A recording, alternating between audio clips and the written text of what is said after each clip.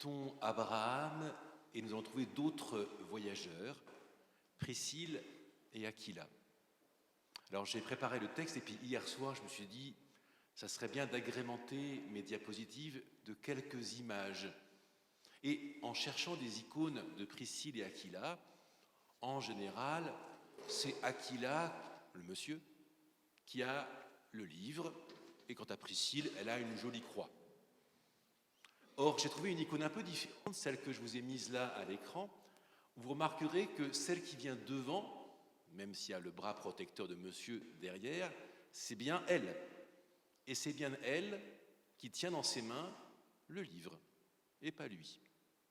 Bon, il faudra se poser des questions là-dessus tout à l'heure. Commençons. Dans un oracle étonnant adressé à Jérusalem, la rebelle, le prophète Jérémie s'exclame « Le Seigneur crée du nouveau sur la terre, nekeva te sauvev gever, féminin protège mâle ». On est dans mâle et femelle, un gever nekeva, enfin, ce serait mâle, ce serait zachar normalement. Mais le verbe qui au milieu protège, te sauvev, son sens est disputé, certains le traduisent par rechercher, la femme recherche l'homme dans la BJ, ou bien faire la cour, la femme fait la cour à l'homme. Reste qu'on a un oracle étonnant d'une nouveauté où c'est la femme qui prend l'initiative. La femme qui prend l'initiative selon cette nouveauté voulue par le Seigneur de l'Israël. Il crée du nouveau sur la terre. Dans le Nouveau Testament, s'il y en a finalement assez peu de couples nommés dans le Nouveau Testament, en général, le texte biblique nomme d'abord l'homme et ensuite seulement la femme.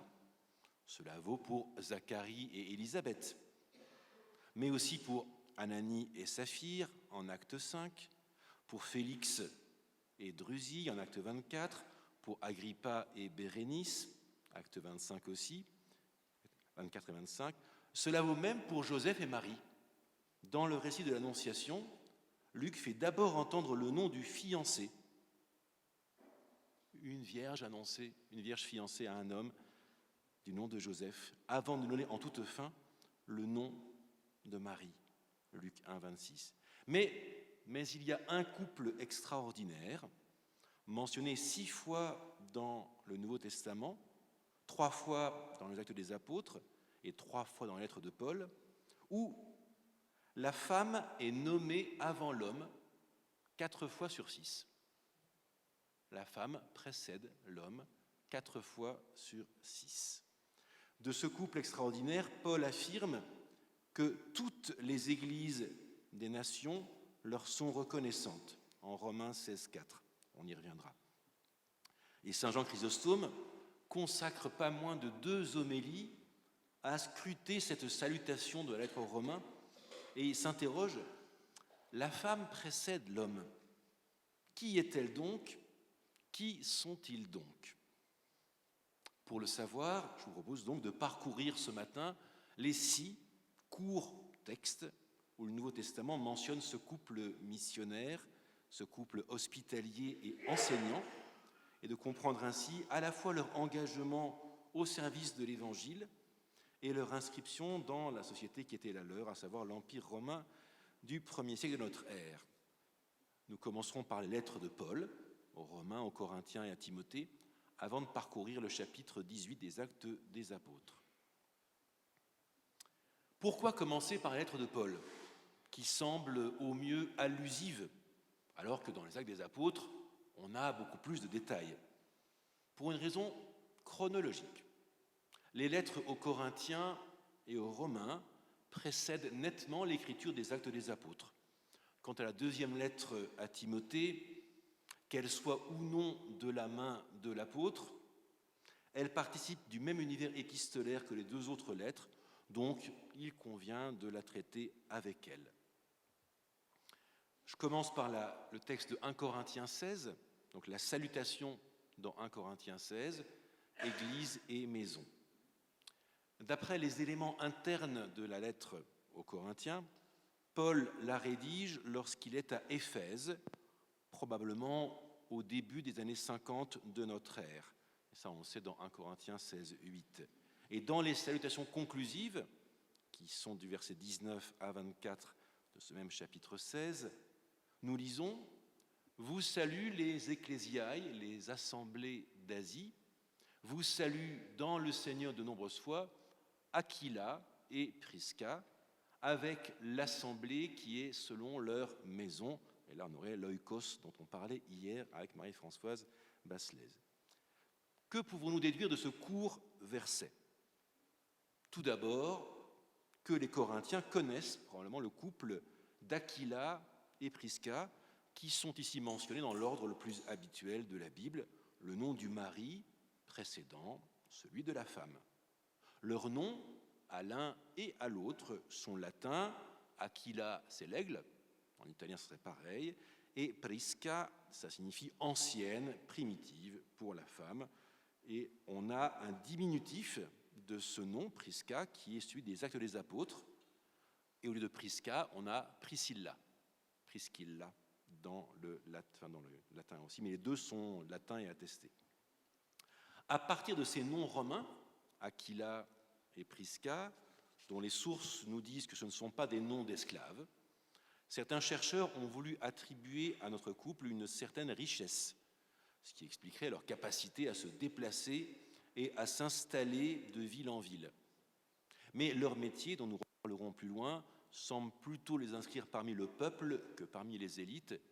Je vous rappelle qu'hier, Marie-Françoise Basselès parlait d'intermittents du spectacle. Voilà, donc plutôt quelque chose de l'ordre du précaire qu'au contraire d'une richesse installée. Quoi qu'il en soit, Paul mentionne qu'il y a donc une ecclésia, une assemblée, une église qui est accueillie dans leur maison, dans leur oikos, et il parle de leur maison. Il en parlera aussi de la même manière en Romains 16, 5. Leur maison. Ce pluriel, leur, signale déjà l'importance de Prisca et son inséparabilité d'Aquila. Par contre, dans la lettre à Philémon, dont on parlait aussi hier matin, bien que soit mentionnée celle qui est probablement sa femme, Appia, Paul parle seulement de ta maison, Philémon 2. Et pareil pour l'église qui se réunit à Laodicée dans la maison de Nympha, en Colossiens 4, 15. Dans ces églises, dans ces assemblées de maisons, églises de maisons, la communauté croyante peut se rassembler pour le repas du Seigneur, pour la prière commune, pour l'enseignement. Repas du Seigneur, prière commune, enseignement. On peut imaginer, d'après les sources archéologiques, que de telles communautés ne dépassent pas une 50aine de membres. Mais si on suit ceux qui pensent que Prisca et Aquila sont de riches Romains, alors leur maison pourrait accueillir beaucoup plus de monde. C'est ce que raconte par exemple un texte apocryphe que vous ne connaissez normalement pas, les Actes de André. Quelqu'un a lu ce texte-là, les Actes d'André? Bon, ça se trouve dans le volume des écrits apocryphes chrétiens de la Pléiade. Et donc là-dedans, on voit la communauté de Patras, là où il sera martyrisé, André, la nombreuse communauté qui se réunit carrément chez le gouverneur, dont la femme est devenue croyante à son insu. Donc là, il y a toute la communauté très nombreuse, et puis André fait plein de choses merveilleuses, mais ça finira bien ou mal, ça dépend de ce qu'on considère. Venons-en maintenant au texte le plus important pour nous, le texte de Romains 16, puisque c'est le texte qui donne lieu aux deux homélies de Jean Chrysostome. Donc Paul est revenu à Corinthe lorsqu'il écrit cette longue lettre à l'église de Rome, probablement dans la deuxième moitié des années 50 du 1er siècle. Dans ce chapitre final, chapitre 16, après avoir recommandé Phébé, qui est diaconesse de l'église de Sancré, Paul fait l'éloge de notre couple dont il est par conséquent séparé physiquement, puisqu'il demande aux Romains de saluer Prisca et Aquila. Vous notez que l'ordre est inversé.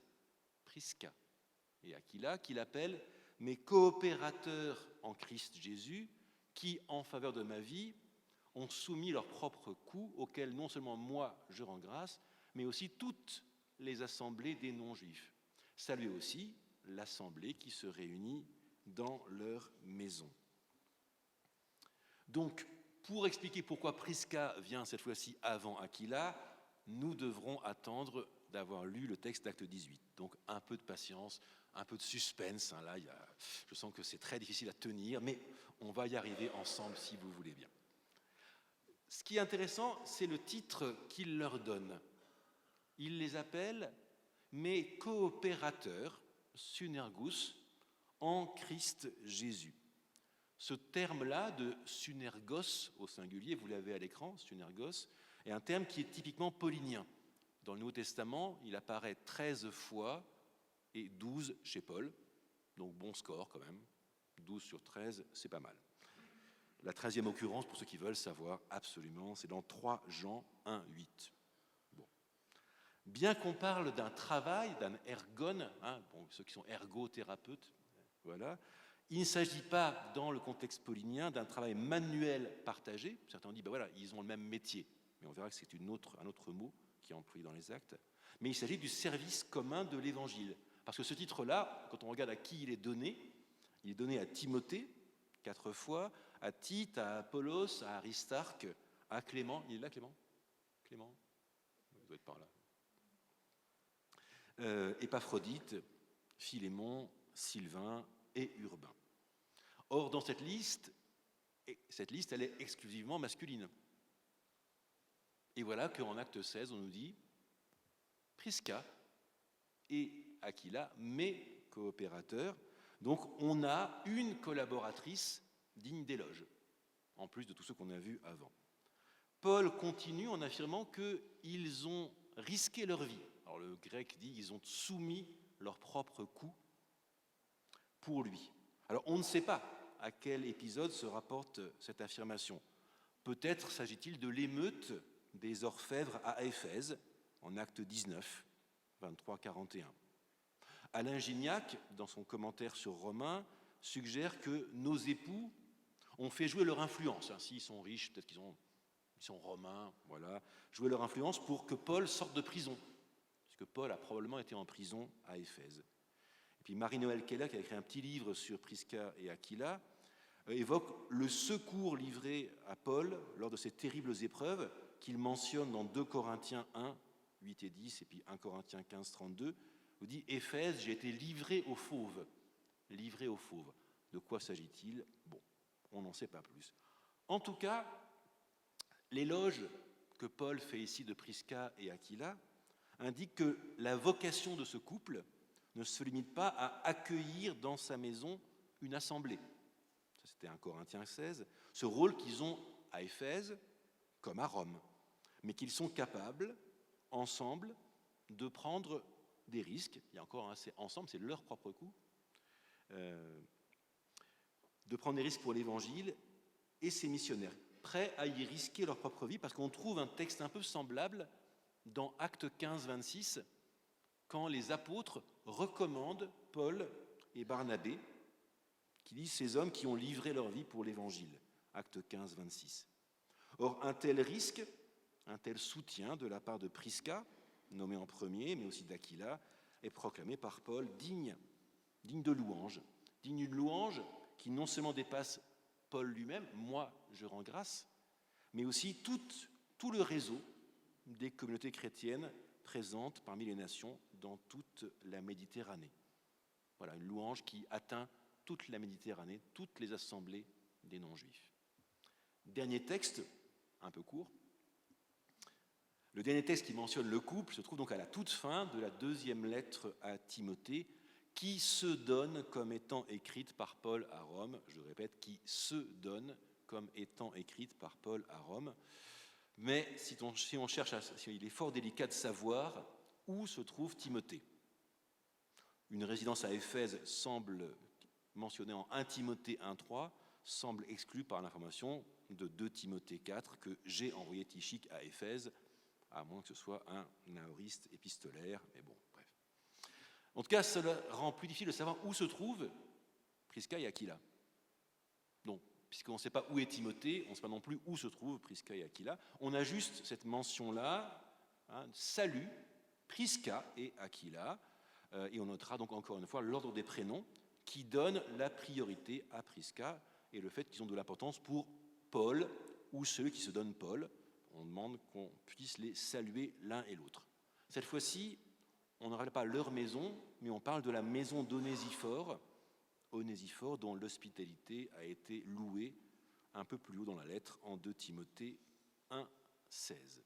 Donc ça, c'était les 3 textes pauliniens, vous voyez, très courts, dans les salutations, mais il y a déjà des choses intéressantes à en glaner. Mais bien sûr, après cette mise en bouche, voici maintenant le récit des Actes des Apôtres.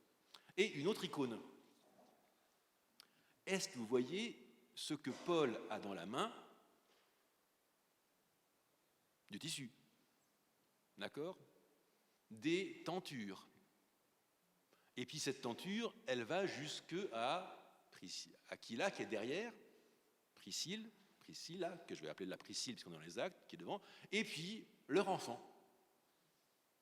Pour marquer qu'ils sont un couple, dans cette icône qui probablement est assez récente, on les a là présentés avec Priscille devant Aquila et un enfant encore devant Priscille. Je trouve ça assez intéressant du point de vue iconographique. Je dis, c'est des icônes sûrement assez récentes, tout ça. Mais je me dis, bon, il y a des iconographes qui aujourd'hui écrivent différemment de la tradition habituelle. Il faudrait demander à Ludmilla ce qu'elle en pense. Donc le contexte où nous sommes est la fin du 2e voyage missionnaire de Paul. Corinthe en est la dernière étape importante avant le retour à Antioche. Et c'est dans cette capitale de la province d'Achaïe que Paul rencontre Aquila et Priscille, et vous avez le texte sur les écrans.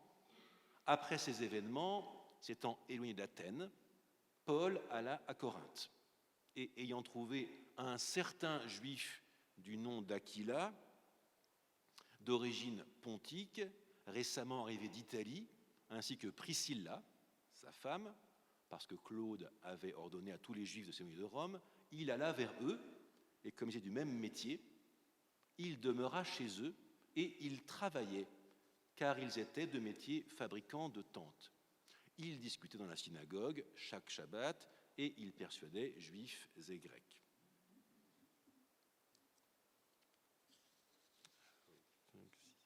Par rapport au texte paulinien que nous avons déjà lu, nous recevons avec grand intérêt cette première notice sur Aquila et Priscilla. Luc nous présente en effet la région d'origine d'Aquila, donc ils viennent du Pont, son précédent lieu de résidence, son statut matrimonial et le métier qu'ils exercent, qui est aussi celui de Paul.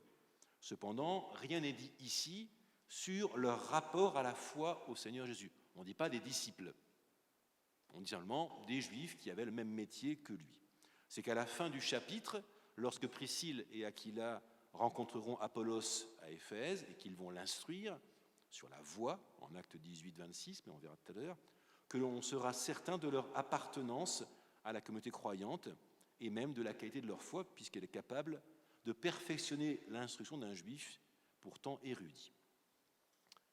Aquila, donc, est d'origine pontique, donc du Pont. Alors cette expression peut évoquer soit la province sénatoriale de Bithynie-Pont, donc qui est au nord de l'actuelle Turquie, soit le royaume client de Rome qui était à l'est de cette province. En tout cas, on est au littoral sud de la mer Noire. Et rien n'est dit, par contre, de l'origine de son épouse, Prisca, appelée Priscilla. Mais l'expulsion de Rome, qui est ici indiquée au verset 2 et sur laquelle je ne m'étendrai pas, conduit nombre de chercheurs à supposer que Prisca, l'ancienne, appartiendrait à une bonne famille romaine et qu'elle serait plus riche que lui. Mais je rappelle que le métier manuel qu'ils exercent, Prisca et Aquila, ainsi que Paul, à mon sens, les range plutôt dans le peuple laborieux. Ils sont du même métier, homotechnon. Et ce métier, ils étaient donc fabricants de tentes. Donc le mot c'est skénopoios, vous l'avez là aussi sur les écrans en grec et en translittéré. Donc ce mot-là que nous avons rendu par fabricant de tentes, ça pourrait être fabricant de toiles, voire de toiles scéniques, ce dont parlait hier Marie-Françoise Basselès. Donc d'autant plus, c'est un terme très discuté, d'autant plus qu'on a un terme donc unique dans le Nouveau Testament. Et le début de ce mot, skéné, c'est la scène. Après, ça devient la scène de théâtre. C'est le mot qui va donner scène. Donc on fait des choses pour la scène. Donc est-ce qu'il s'agit de travailler, de faire des tentes ou bien des décors de théâtre? Il y a une vraie possibilité des deux côtés, surtout en contexte à Corinthe des jeux isthmiques. Est-ce qu'il travaillait le cuir ou le tissu? Certains disent, mais voilà, comme Paul vient de la zone de Tars, c'est que là-bas on travaille avec un certain nombre de tissus. Voilà, est-ce que Paul n'aurait pas appris? Bon, on n'en sait rien. Voilà. Quel type de fil employait-il? Ce que je note, c'est que la recherche semble arriver à une impasse. Mais ce qui nous intéresse surtout, c'est de trouver l'accueil. Il demeura chez eux. L'accueil que Paul trouve auprès d'artisans. Or, c'était déjà le cas de Pierre dans les Actes des Apôtres. Pierre qui, comme pêcheur, donc aussi un artisan, logeait à Jopé, en Acte 9, 43, chez un certain Simon, le corroyeur, près de la mer. Et le milieu des petits commerçants continue ainsi à être un lieu favorable à l'Évangile, et le travail manuel n'est pas incompatible avec une dimension d'accueil missionnaire. Travail manuel et accueil missionnaire. Ce qui fait que la maison de Priscille et Aquila sera donc, sera donc la première base d'annonce de l'Évangile à Corinthe. Au verset 5 que j'ai pas recopié ici, Silas et Timothée rejoignent Paul, et à ce moment-là, Paul cesse de travailler pour se consacrer à la prédication, mais l'ensemble de l'équipe missionnaire loge probablement chez notre couple, sans que Luc parle explicitement d'un rassemblement de croyants dans leur maison. Et même lorsqu'on parle en Acte 18, 7 de l'installation de Paul dans la maison de Titius Justus, en fait l'installation elle a plutôt une visée catéchétique que communautaire. Donc on est plutôt de l'ordre du lieu d'instruction que du lieu de vie.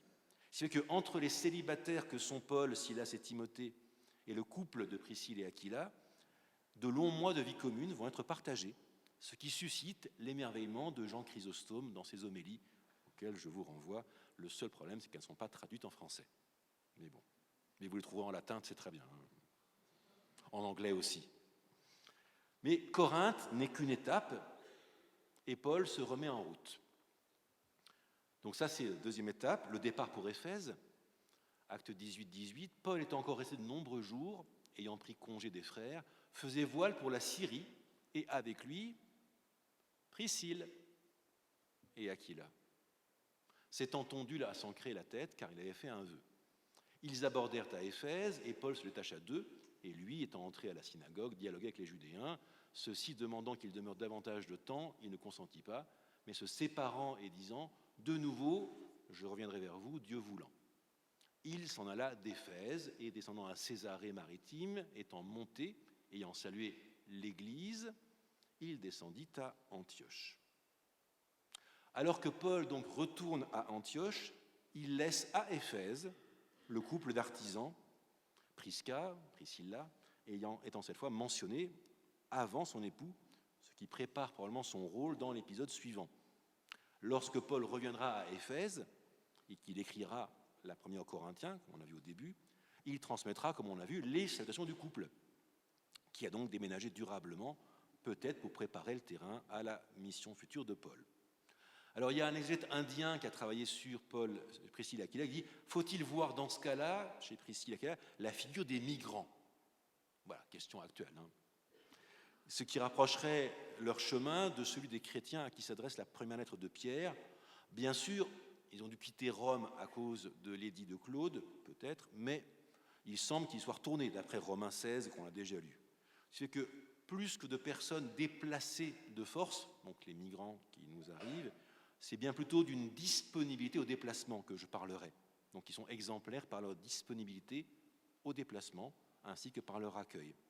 À son retour, en effet, Paul restera plusieurs années à Éphèse, peut-être chez eux, même s'il enseigne dans l'école de Tyrannos, acte 19-9. C'est d'ailleurs ce que certains manuscrits indiquent, du type occidental, qui rajoutent à la fin de 1 Corinthiens 16-19 que Paul loge chez Aquila et Prisca. Donc il y a des variantes de manuscrits qui rajoutent à la fin de 1 Corinthiens 16-19 « Chez qui je loge ?» Paul avec Priscille et Aquila. Cependant, tandis que Paul est au loin, donc à Antioche, C'est à Prisca et à Aquila qu'il revient de catéchiser Apollos, comme nous le rapporte la fin du chapitre 18 des Actes des Apôtres. Et c'est mon troisième point, donc le 6e texte. On est bientôt arrivé, ça y est, ça va se dégager. Je lis: un certain Judéen de nom Apollos, alexandrin d'origine, homme éloquent, aner logios, il a du logos, il sait parler, arriva à Éphèse, étant puissant dans les Écritures, rien que ça. Il avait été instruit dans le chemin du Seigneur et fervent d'esprit, il parlait et il enseignait précisément les vérités à propos de Jésus, connaissant seulement le baptême de Jean. Celui-ci commença donc à parler avec assurance dans la synagogue. En l'écoutant, et là en grec c'est un pluriel, akousantes, Priscille et Aquila le prirent avec eux et lui exposèrent plus précisément le chemin de Dieu. C'est donc le dernier passage, et pour Jean Chrysostome, c'est la raison même de l'inversion des prénoms qui voit la femme avant l'homme. Alors, je vous l'ai dit, certains exégètes veulent voir dans l'inversion la marque d'un statut social supérieur pour Prisca, qui serait de la noblesse romaine, tant qu'à faire. En faisant le lien avec les catacombes de Priscilla. On a les catacombes de Priscilla à Rome, d'une noble dame romaine. Bon. D'autres supposent qu'elle aurait cru au Christ avant Aquila, et que c'est pour ça que cette précédence dans la foi se reflèterait dans l'ordre de nomination. Mais pour Jean Chrysostome, dans sa première homélie sur Saluer Priscilla, oui, il y a une homélie, il y en a deux sur Saluer Priscilla, il dit ceci: Paul n'a pas dit Saluer Aquila et Priscilla, mais Priscilla et Aquila. Il n'a pas fait cela naïvement. Mais il me semble qu'il reconnaît en elle une dévotion plus grande que celle de son mari. Et que ce ne soit pas par hasard ce que je dis, parce qu'il dit, bon, doute sur ça, on peut l'apprendre des Actes des Apôtres, car Apollos, homme éloquent et puissant dans les Écritures, et connaissant seulement le thème de Jean, c'est elle qui, le prenant, en grec laboussa, dans le grec de Jean Chrysostome, l'instruisit de la voix de Dieu, et en fit un enseignant préparé.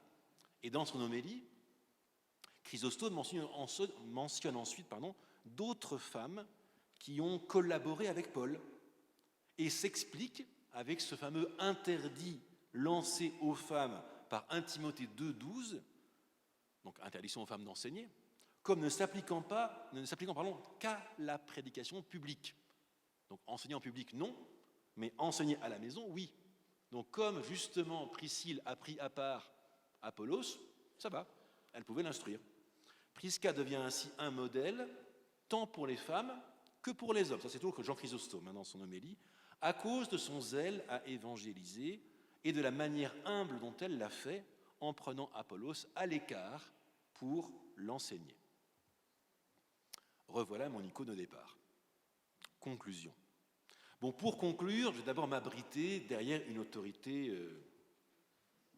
élevée, un théologien allemand qui a fait une belle carrière, un certain Joseph Ratzinger, qui est donc devenu évêque de Rome pendant quelques années, comme vous le savez, et il a fait des catéchèses pour préparer à l'année paulinienne sur les compagnons de Paul.